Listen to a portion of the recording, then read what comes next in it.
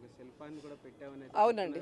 కానీ ఎక్కడ సామాజిక అభివృద్ధి జరగట్లేదు అని చెప్పేసి షర్మిల కామెంట్ చేస్తారు. ఇప్పుడు సంక్రాంతికి వస్తారు, వచ్చి మళ్ళీ వెళ్ళిపోతారు. అలాంటి వాళ్ళల్లో వీళ్ళు కూడా ఒకరని నేను అనుకుంటున్నా. ఎందుకంటే నాన్ లోకల్ పొలిటీషియన్స్, వీళ్ళు ప్రజల్లో ఉండరు, ఇక్కడ వాళ్ళ కుటుంబాలు కాపురం ఉండవు, ఇక్కడున్న ప్రజల సమస్యలను తెలుసుకోరు. కేవలం ఎలక్షన్స్ వచ్చినప్పుడు సంక్రాంతికి ఎలాగైతే డూడు బసవన్నలు వస్తాయో అలా వస్తారు, వెళ్ళిపోతారు. కాబట్టి ప్రజలకు తెలుసు మొదటి నుంచి ప్రజల్లో ఉంటుంది ఎవరు, ప్రజల సమస్యల కోసం పోరాడింది ఎవరు, అధికారంలోకి వచ్చాక ఆ సమస్యల్ని దూరం చేసి వారికి ఇచ్చిన ప్రతి వాగ్దానాన్ని నెరవేరుస్తూ రాష్ట్రాన్ని అభివృద్ధి చేస్తూ ప్రజలకు కూడా సంతోషాలను అందించింది వైఎస్ఆర్ గారు, జగన్ గారు మాత్రమే. కాబట్టి ఈరోజు ఎవరో వచ్చి ఏదో చెప్తే జనాలు నమ్మటానికి పిచ్చోళ్ళు కాదు. ఇప్పుడు సోషల్ మీడియా చాలా అవేర్నెస్ క్రియేట్ చేస్తుంది. సో ఇక్కడే పుట్టి, ఇక్కడే పెరిగి, ఇక్కడే ఓటుతో ఆయన ఇక్కడే ఇల్లు కట్టుకొని, ఇక్కడే తన కుటుంబం కూడా ఉంటూ ప్రజల మధ్యలో ప్రజానాయకుడిగా ఎదిగిన వ్యక్తి జగన్మోహన్ రెడ్డి గారు. ఈరోజు ఒక పార్టీ పెట్టి తన తండ్రిని అభిమానించే వాళ్ళకి తన తండ్రి లేరు అని, ఇక మాకు లైఫే లేదనుకొని ఏడుస్తూ ఉన్న ఈ రాష్ట్ర ప్రజలకి రాజన్న బిడ్డ నేనున్నాను, రాజన్న రాజ్యాన్ని తీసుకొస్తానని పావురాల గుట్టలో ప్రమాణం చేసి ఆ తర్వాత ఎన్ని కష్టాలు, ఎన్ని అవమానాలు, ఎన్ని తప్పుడు కేసులు పెట్టి ఆయన్ని జైల్లో పెట్టినా కూడా ఏ రోజు ఎవరికి తల ఒగ్గలేదు, ఎక్కడా కాంప్రమైజ్ అవ్వలేదు, ఎక్కడా ఏ పార్టీతో పొత్తు పెట్టుకోలేదు, ఏ పార్టీలో విలీనం చేయలేదు. అది నాయకుడి లక్షణం. అంతేగాని పక్క రాష్ట్రంలో పార్టీలు పెట్టి అక్కడ జనాలు చీకొడితే మళ్ళీ ఇక్కడికి వచ్చి కాంగ్రెస్లో చేరి మాట్లాడితే ప్రజలేం పిచ్చోళ్ళు కాదు. ఈరోజు ఆంధ్రప్రదేశ్లో కాంగ్రెస్కి ఓటు అడిగే నైతిక అర్హత లేదు, హక్కు లేదు. ఎందుకంటే బాగున్న ఈ రాష్ట్రాన్ని ముక్కలు చెక్కలు చేసింది కాంగ్రెస్ పార్టీ. 2 సార్లు కేంద్రంలో అధికారంలో కాంగ్రెస్ రావడానికి కారణమైన వైఎస్ఆర్ గారి పేరుని ఆయన చనిపోయిన తర్వాత ఎఫ్ఐఆర్లో పెట్టి అవమానించింది ఈ కాంగ్రెస్ పార్టీ. వైఎస్ఆర్ గారు 2 సార్లు వాళ్ళని రాష్ట్రంలో కేంద్రంలో అధికారంలో తీసుకొచ్చినా ఆయన లేని సమయం చూసి ఆ కుటుంబాన్ని అవమానించి రోడ్డు కీడ్చి జగనన్న మీద తప్పుడు కేసులు పెట్టి జైల్లో పెట్టించింది కాంగ్రెస్ పార్టీ. అలాగే పార్లమెంట్లో తలుపులేసి రాష్ట్రాన్ని ముక్కలు చేశారే తప్ప రాష్ట్రానికి ప్రత్యేక హోదాని కూడా అనౌన్స్ చేయకుండా ఈరోజు రాష్ట్రం నష్టపోయే పరిస్థితి తీసుకొచ్చింది కాంగ్రెస్ పార్టీ. అలాంటి కాంగ్రెస్ పార్టీలోకి ఎవరొచ్చి ప్రచారం చేసినా వాళ్ళు జీరో అవుతారన్న విషయం వాళ్ళు తెలుసుకోవాలి. రీజనల్ పార్టీలు నియంత్రణలా మారుతున్నాయి అని చెప్పేసి కూడా షర్మిల కామెంట్ చేస్తారు. తను కూడా ఒక రీజనల్ పార్టీకి హెడ్గా ఉంది కదా, మరి తనే ఆన్సర్ చెప్పాలి. ఈరోజు జగన్మోహన్ రెడ్డి గారు ఎవరిని కూడా లీడరు, కార్యకర్త అని ఎప్పుడు అన్నాడు. వైఎస్ఆర్ కుటుంబం అంటాడు మమ్మల్ని అందరినీ కూడా. ఈరోజు ఎస్సీ, ఎస్టీ, బీసీ, మైనారిటీ సామాన్యులందరినీ కూడా అసామాన్యులుగా మంత్రుల్ని, డిప్యూటీ సీఎంలు చేసిన ఘనత జగనన్నకే ఉంది. నియంతృత్వ పోకడలు ఉంటే ఇవన్నీ ఎలా జరుగుతాయి? గతంలో మీరు అందరూ రాజకీయాలను చూశారు. గతంలో మినిస్టర్లు ఎవరు, వాళ్ళ పరిపాలన విధానం ఎలా ఉంది, ఈరోజు ఎలా ఉందో మీరు చూడండి. ఒక మేనిఫెస్టోని జగన్మోహన్ రెడ్డి గారు ఇచ్చిన రోజే చెప్పాడు, ఇదొక బైబిల్, ఇదొక ఖురాన్, ఇదొక భగవద్గీతగా దీన్ని భావించి నేను పనిచేస్తానన్నారు. అదేవిధంగా పనిచేశారు.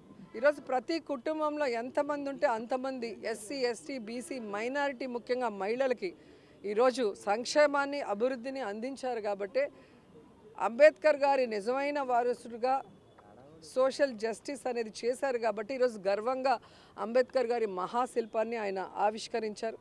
అలాగే గాంధీ గారు కలలు కన్న గ్రామ స్వరాజ్యాన్ని కూడా జగనన్న తీసుకొచ్చి ప్రజల వద్దకే పరిపాలన వెళ్ళింది. కాబట్టి ఈరోజు ప్రజలు ఎవరికి లంచాలను ఇవ్వాల్సిన అవసరం లేదు, ఏ నాయకుడికి తల వంచి కాళ్ళు పట్టుకోవాల్సిన అవసరం లేదు. డైరెక్ట్గా డీబీటీ ద్వారా వాళ్ళ అకౌంట్లకే వారి ఇంటికి వాలంటీర్ వెళ్ళి వారికి కావాల్సిన పేపర్స్ తీసుకొని ఎవరు దేనికి అర్హత ఉంటే అది డైరెక్ట్గా వాళ్ళ ఇంటికి వస్తుంది. అంటే ఎక్కడ నియంత్రిత పోకడలు ఉన్నాయో ఒకసారి చెప్పాలి.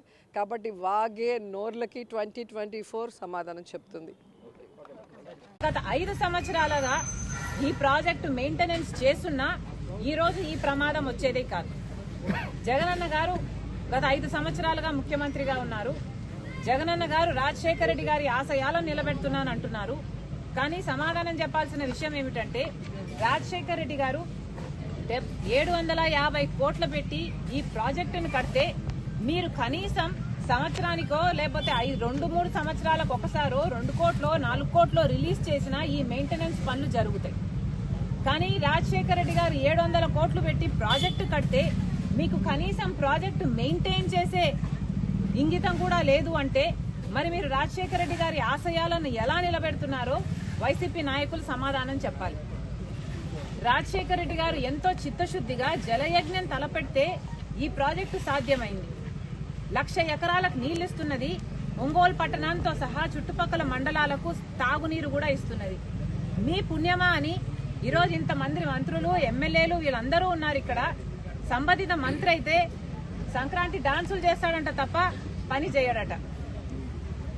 ఇక్కడ ఏ మాత్రం మెయింటెనెన్స్ ఉన్నా ఈ ప్రమాదం జరుగుండేది కాదు.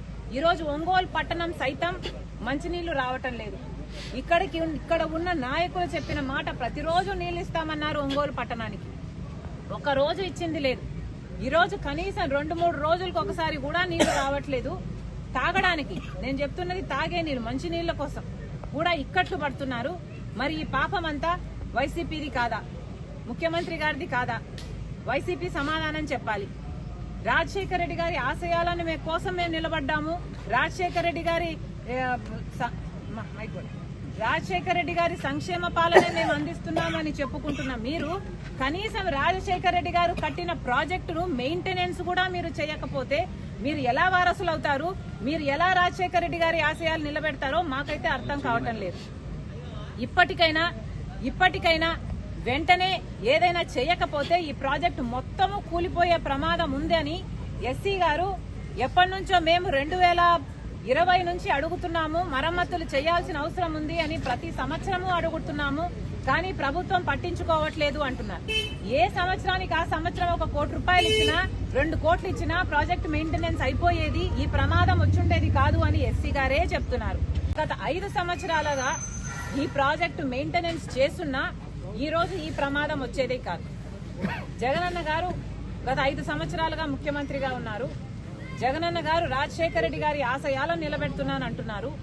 కానీ సమాధానం చెప్పాల్సిన విషయం ఏమిటంటే రాజశేఖర్ రెడ్డి గారు 750 కోట్లు పెట్టి ఈ ప్రాజెక్టును కడితే మీరు కనీసం సంవత్సరానికో లేకపోతే 2-3 సంవత్సరాలకు ఒకసారో 2 కోట్లో 4 కోట్లో రిలీజ్ చేసిన ఈ మెయింటెనెన్స్ పనులు జరుగుతాయి. కానీ రాజశేఖర్ రెడ్డి గారు 700 కోట్లు పెట్టి ప్రాజెక్టు కడితే మీకు కనీసం ప్రాజెక్టు మెయింటైన్ చేసే ఇంగితం కూడా లేదు అంటే మరి మీరు రాజశేఖర్ రెడ్డి గారి ఆశయాలను ఎలా నిలబెడుతున్నారో వైసీపీ నాయకులు సమాధానం చెప్పాలి. రాజశేఖర్ రెడ్డి గారు ఎంతో చిత్తశుద్ధిగా జలయజ్ఞం తలపెడితే ఈ ప్రాజెక్టు సాధ్యమైంది. 1,00,000 ఎకరాలకు నీళ్లిస్తున్నది. ఒంగోలు పట్టణంతో సహా చుట్టుపక్కల మండలాలకు తాగునీరు కూడా ఇస్తున్నది. మీ పుణ్యమా అని ఈరోజు ఇంతమంది మంత్రులు, ఎమ్మెల్యేలు వీళ్ళందరూ ఉన్నారు ఇక్కడ. సంబంధిత మంత్రి అయితే సంక్రాంతి డాన్సులు చేస్తాడంట తప్ప పని చేయడట.